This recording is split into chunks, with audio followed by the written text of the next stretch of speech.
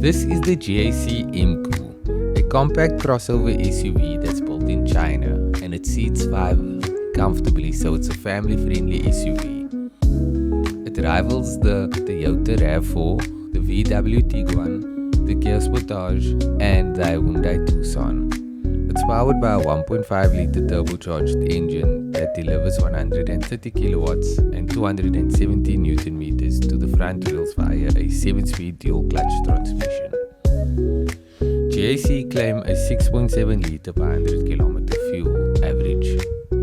The Emkoo is available in 2 derivatives, the Executive model, which is priced at $519,900, and the Executive Plus model, which is $559,900. Welcome to the inside of the GAC or GAC Motors Emkoo.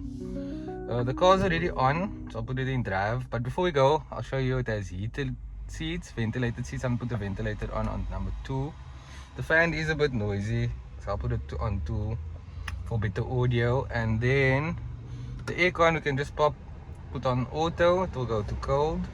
And then these controls are for the air conditioning. I love these controls. And then for the volume on this, easy access. It is a bit far to lean over instead of it being here on like a dial control or something, but everything's touchscreen. I like that. Auto button for the window. This changes the temperature, and then the other gauges are there. Nice vents. The interior is very nice as well. There's these circular styling on the design with the like these triangles type things, same like in the M Zoom, which I think is very nice. It's very attractive, very simplistic design, very futuristic. Thumbs up from me. Nice display there. It shows the cars going. It also shows trucks going, and it shows when a pedestrian also crosses. It shows a pedestrian. I think that's cool. And then the fuel gauges, all of those things you can change over there. It has tire pressure monitoring, the current information. We averaged about, well, since I got the car it was 9.9 liters, but that's with added the fuel consumption from whoever drove it before me. I would say average around 8.5 in my time. I thought it would be better, but yeah, it hasn't been better than the M Zoom. The M Zoom was amazing. But let's get to driving. So the Emkoo has the same engine like the M Zoom. It's a 1.5-liter turbocharged petrol engine. In both derivatives, there's an Executive and Executive Plus. There'll obviously be more spec in the Executive Plus. Also, a bit of a price difference. I'll put the pricing for all the models up on the screen. This particular vehicle, while all of GAC vehicles has gotten a significant price drop in the new year. It's close to 100,000 or 60,000 for these models. Both the M Zooms and Emkoo models. I feel like these vehicles need your attention. You should shortlist it if you are in the market for a new car. It's one of my favorite Chinese vehicles, and it's also become one of my favorite SUVs.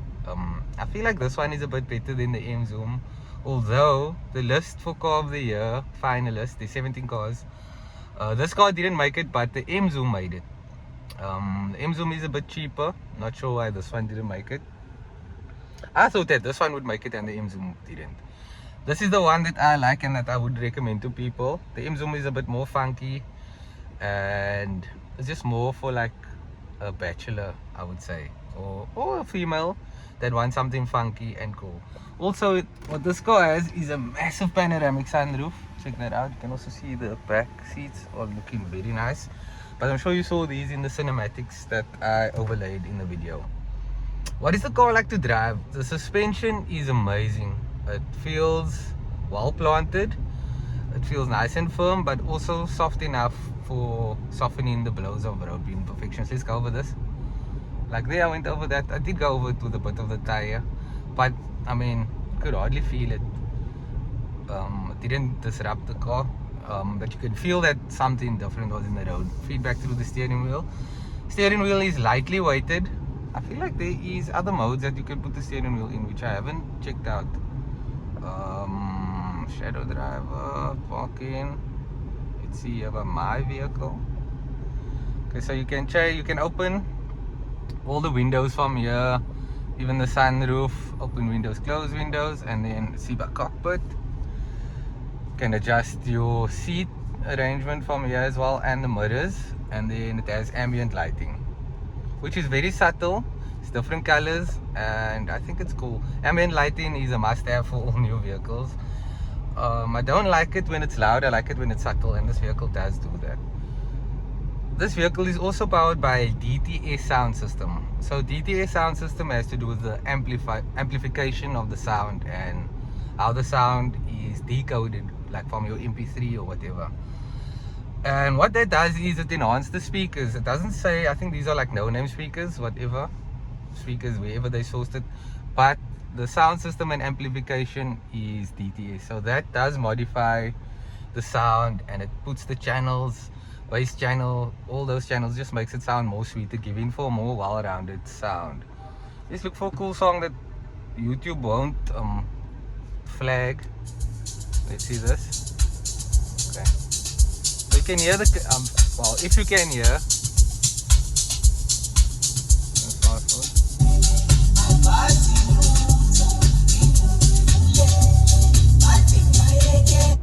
So that was playing without the DTS sound enhancement. Once I press that 3D sound, this is.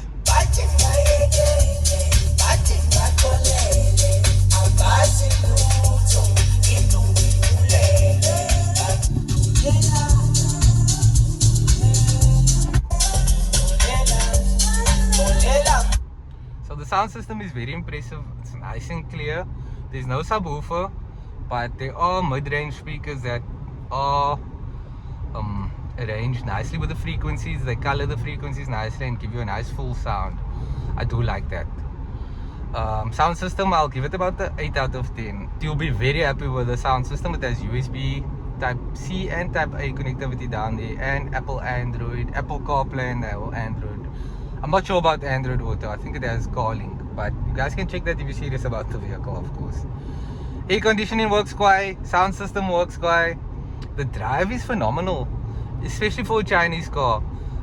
Like I said, I'll say it again, it's one of the best Chinese vehicles in terms of drive quality, interior quality, and the way the engine reacts. Also nice, it's a typical engine from the Chinese guys, a 1.5 liter turbocharged engine. It makes 130 kilowatts and 270 Newton meters of torque.